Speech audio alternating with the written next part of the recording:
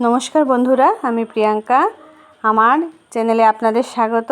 আজ যে আমি রেসিপিটা আপনাদের জন্য নিয়ে এসেছি, এটি হলো বেগুন দিয়ে মোরলা মাছ চচ্চড়ি। তো চলুন দেখে নেওয়া যাক রেসিপিটি। প্রথমে লাগছে এখানে বেগুন, মোরলা মাছ, নিয়েছি কুচনো পেঁয়াজ, শস্য বাটা, হলুদ গুঁড়ো, লঙ্কা গুঁড়ো, তেল আর নুন। তো আর নিয়েছি ধনেপাতা। তো প্রথমে কড়াইয়ের মধ্যে তেল দিয়ে দেব।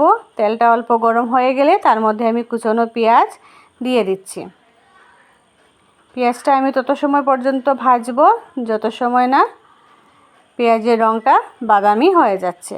বাদামি রঙটা হয়ে গেলে আপনারা দেখতে পাচ্ছেন এখন পেঁয়াজের রঙটা চেঞ্জ হয়েছে। তার মধ্যে এখন আমি দিয়েছি আস্তে আস্তে মশলাগুলো, হলুদ গুঁড়ো, লঙ্কা গুঁড়ো আর দিয়ে দিচ্ছি নুন।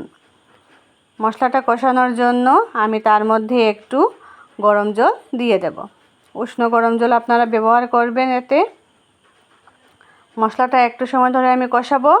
একটু কষানো হয়ে গেলে তার মধ্যে আমি আগে থেকে ভেজে রাখা বেগুনটা দিয়ে দিচ্ছি। বেগুনগুলো আমি আগে ভেজে রেখেছিলাম।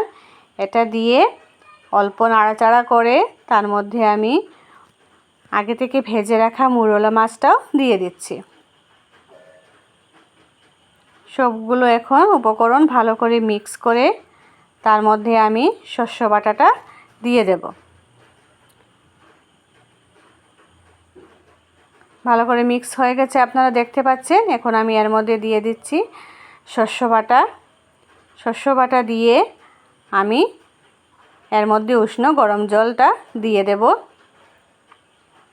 এই রান্নাটার মধ্যে বেশি সময়ের প্রয়োজন হয় না, যেহেতু বেগুন আর মাছ আমি আগে থেকে ভেজে রেখেছিলাম। বেগুনগুলো ভাজার সময় প্রায় সিদ্ধ হয়ে গেছিলো। আপনারা দেখতে পাচ্ছেন এখন তরকারিটা মোটামুটি আমার রেডি হয়ে গেছে। ধনেপাতা যে কেটে রেখেছিলাম, এখন ধনেপাতাগুলো আমি উপর থেকে ছড়িয়ে দিচ্ছি। তারপর ঢাকনা দিয়ে ঢেকে রেখে দেব 5 মিনিটের জন্য। হয়ে গেল বেগুন দিয়ে মোরলা মাছ চচ্চড়ি।